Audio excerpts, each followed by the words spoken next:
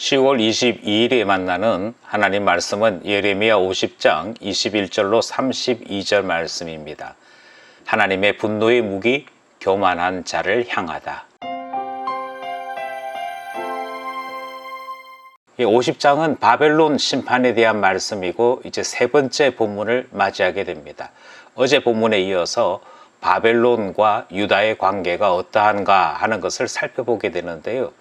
어제도 말씀드렸던 것처럼 바벨론의 멸망이 유다의 회복과 연결되어져 있는 것을 살펴보았습니다. 그리고 동시에 하나님께서 바벨론을 심판의 도구로 사용하셨지만 이스라엘과 유다가 회개하였을 때는 도리어 그들의 범죄로 말미암아 심판받게 되는 것까지 살펴보게 된 것이죠. 오늘도 바벨론 심판에 대해 말씀하시는 하나님 말씀을 살펴보도록 하겠습니다. 본문 안으로 들어가 보겠습니다. 첫 번째 문단은 21절로부터 27절입니다. 바벨론이 스스로 올무에 걸리다는 말씀입니다. 21절, 이는 여호와의 말씀이니라. 너희는 올라가서 모라다임의 땅을 치며 그곳의 주민을 쳐서 진멸하되 내가 너희에게 명한 대로 다 하라. 그 땅에 싸움의 소리와 큰 파멸이 있으리라. 온 세계의 망치가 어찌 그리 꺾여 부서졌는고, 바벨론이 어찌 그리 나라들 가운데의 황무지가 되었는고. 바벨론아, 내가 너를 잡으려고 올무를 놓았더니 내가 깨닫지 못하여 걸렸고 내가 여호와와 싸웠으므로 발각되어 잡혔도다.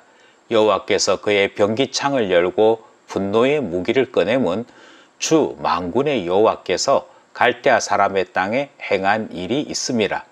먼 곳에 있는 너희는 와서 그를 치고 그의 곡간을 열고 그곳을 곡식 더미처럼 쌓아 올려라. 그를 진멸하고 남기지 말라. 그의 황소를 다 죽이라. 그를 도살하려 내려보내라. 그들에게 화 있도다. 그들의 날 그 벌 받는 때가 이르렀음이로다. 첫 번째 문단에서 우리는 세 가지를 살펴보려고 합니다. 먼저 21절 말씀을 보면 모라다임의 땅을 치며 그곳의 주민을 쳐서 진멸하라 하시는 하나님의 말씀이 등장합니다. 이것은 바벨론을 심판하는 나라와 족속들에게 하신 말씀이지요. 모라다임이라고 하는 곳은 바벨론 남쪽에 있는 도시이고 그곳은 바벨론의 동쪽에 있는 도시인데요. 이 두 곳 다 바벨론의 대표적인 지역 도시들입니다. 그런데 그곳을 쳐서 진멸하라 하시는 말씀은 역시 다른 나라들과 마찬가지로 바벨론이 심판받게 됨을 말씀합니다. 26절 같은 경우에는 그 곡간을 열고 곡식 더미를 쌓으려라, 진멸하고 남기지 말아라 이렇게 말씀하시는 내용을 보게 됩니다. 27절에서도 그의 황소를 다 죽이라, 그를 도살하려 내려보내라 이렇게 말씀하고 있지요. 여기에 등장하는 황소는 바벨론 신전에 새겨져 있는 황소 모양의 그 조각들을 예를 들면서 그 황소를 죽이는 것, 그것이 바로 바벨론의 심판으로 설명되고 있는 것 봅니다. 따라서 첫 번째 문단에서 하나님은 바벨론을 심판하는 나라와 족속들에 대해 엄히 심판할 것을 명령하십니다. 이것이 우리가 살펴보는 첫 번째이지요. 두 번째는 24절을 보려고 합니다. 24절 말씀은 마치 하나님께서 바벨론에게 미끼를 던지셨거나 또는 유혹거리를 남겨두었더니 그 바벨론이 덥석 물고는 스스로 함정에 빠지고 그들이 스스로 사지에 떨어지는 것을 설명하고 있습니다. 바벨론이 올무를 놓았더니 깨닫지 못하고 걸렸던 것은 무엇일까요? 그것은 바벨론이 감당하지 못하는 그들의 힘, 그들의 자만이었습니다. 이것은 바벨론을 넘어뜨리기에 딱 좋은 것이죠. 세상 그 어느 나라도 바벨론과 대항할 만큼 강하지 못했습니다. 그것을 여러 번 경험하고 난 다음 바벨론은 교만했거든요. 결국 이 교만은 하나님께 대한 교만까지 이어질 수밖에 없었던 것이고, 이것이 24절 말씀에서는 너가 여호와와 싸우게까지 되었다 이렇게 말씀하는 내용까지 이르게 됩니다. 세 번째 우리가 주목하기 원하는 것은 24절 뒷부분입니다. 내가 여호와와 싸웠으므로 발각되어 잡혔도다. 여호와께서 그의 병기창을 열고 분노의 무기를 꺼내면 주 만군의 여호와께서 갈대아 사람의 땅에 행할 일이 있습니다. 하나님께서 결국 싸우시는 것으로 설명되고 있습니다. 이것이 세상을 통치하시는 하나님의 방법이시지요. 사람들이 어떤 나라들을 세우기도 하고 어떤 나라를 무너뜨리기도 하는 것 같습니다만 24절, 25절은 분명하게 말씀합니다. 하나님께서 바벨론과 싸우신 것이고 하나님께서 때가 되어짐에 무기를 꺼내어 복수하시는 것이고 하나님께서 갈대아 사람들의 땅에서 하나님께서는 하나님의 일을 하시는 것으로 설명되는 것을 우리는 보고 듣는 것입니다. 이것이 첫 번째 문단에서 우리가 살펴본 세 가지였습니다. 두 번째 문단은 28절에서부터 32절, 그러니까 오늘 본문의 하반부 부분이지요. 이 하반부 부분의 내용은 여호와께서 교만한 자에게 보복하신다라는 말씀입니다. 28절, 바벨론 땅에서 도피한 자의 소리여, 시온에서 우리 하나님 여호와의 보복하시는 것, 그의 성전에 보복하시는 것을 선포하는 소리로다.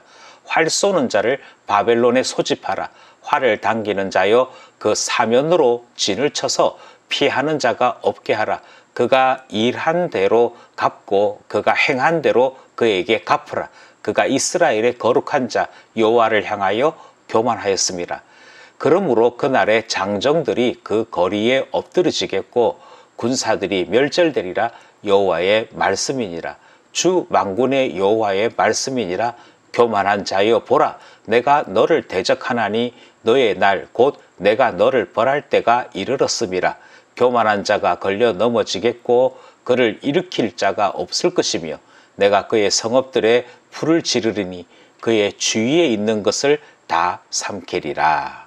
두 번째 문단에서도 우리는 세 가지 정도를 살펴보려고 합니다. 첫 번째는 28절 말씀인데요. 28절 말씀을 살펴보면 하나님의 보복이라 그렇게 되어 있죠. 하나님께서 보복하신다라고 하는 말을 그냥 문자적으로만 이해하면 마치 바벨론이 하나님께 대하여 공격을 했고 하나님께서 바벨론의 공격으로 손해를 보셨거나 피해를 당하신 것이 있어 지금 보복하시는 것으로 생각할 수 있을 것 같습니다. 그런데 그렇지 않고 하나님은 하나님의 언약 백성들의 보복을 대신하시는 것입니다. 그들은 바벨론으로부터 엄청난 피해를 당했고 그들이 받았던 말로 다 할 수 없는 고통이 있었습니다. 당시에는 그들이 벌 받는지라 이것에 대하여 아무 할 말이 없었으나 하나님께서 때가 되어짐에 그 일에 대한 보복을 행하는 것으로 성경이 말씀하고 있는 것이죠. 성전에 보복하는 것이라 하는 말씀 또한 바벨론이 예루살렘 성전에서 행한 일에 대해 하나님께서 벌을 내리시는 것, 그것을 성전에 보복하시는 것이라고 이름 붙이고 있는 것 보게 됩니다. 하나님께서 하나님의 언약 백성을 대신하여 보복하시더라. 이것을 우리는 보고자 하는 것이지요. 29절 말씀을 보니 역시 앞부분과 마찬가지로 바벨론을 심판하는 나라와 민족들에 대해 말씀하시는 내용이 등장하는데요. 활을 쏘라고 명령하고 있지요. 심지어 그 진을 피하여 도망하는 자가 없도록 모든 자들을 다 멸하라 하시는 말씀이 등장을 합니다. 그런데 이렇게 해야 될 이유가 무엇인고 설명하기를 그가 일한 대로 갚고 그가 행한 대로 그에게 갚는 일이기 때문이라 그렇게 말씀하죠. 하나님께서 이것을 보복으로 설명하고 계십니다.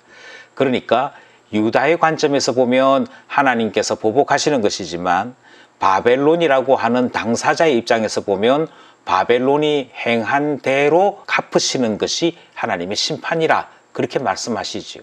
그러니 하나님은 그들이 행한 대로 갚으시는 분이고 반드시 기억하시는 분이고 그것에 대하여 값을 치르게 하는 분이다. 그렇게 설명하고 있습니다.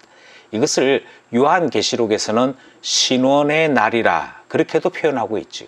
하나님은 반드시 행한 대로 갚으신다. 이것이 우리가 두 번째 문단에서 발견하고자 하는 교훈입니다. 마지막으로 이 두 번째 문단에서 발견하고자 하는 교훈은요, 그것은 하나님께서 교만한 자에 대하여 심판하신다 하는 말씀입니다.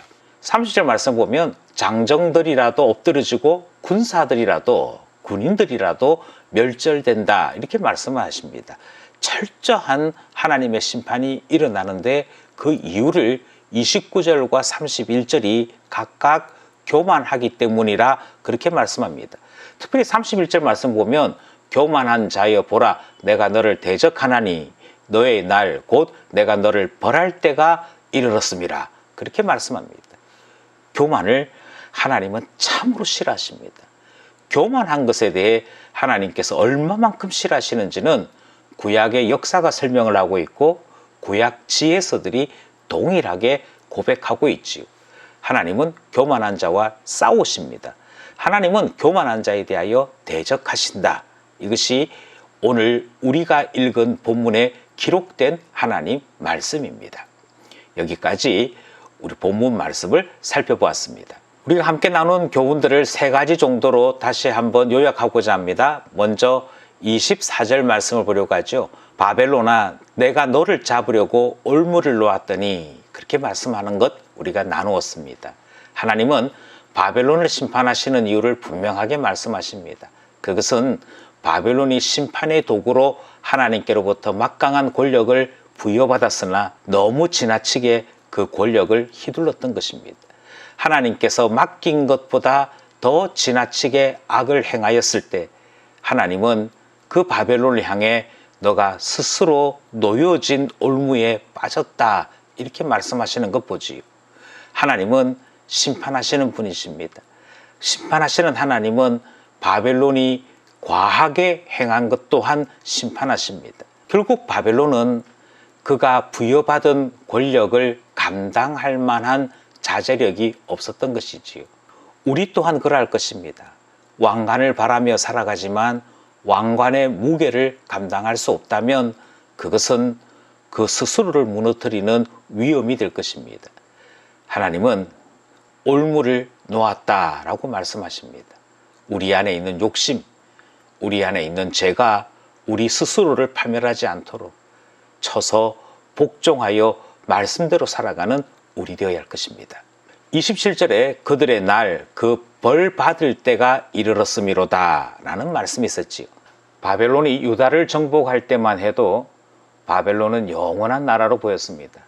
그런데 오늘 본문 말씀에 다 날이 있고 때가 있다라고 말씀하시지요.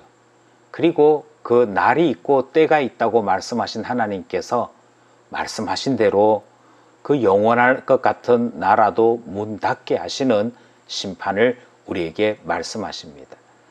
이것을 보면 영원한 것은 이 땅에 없습니다.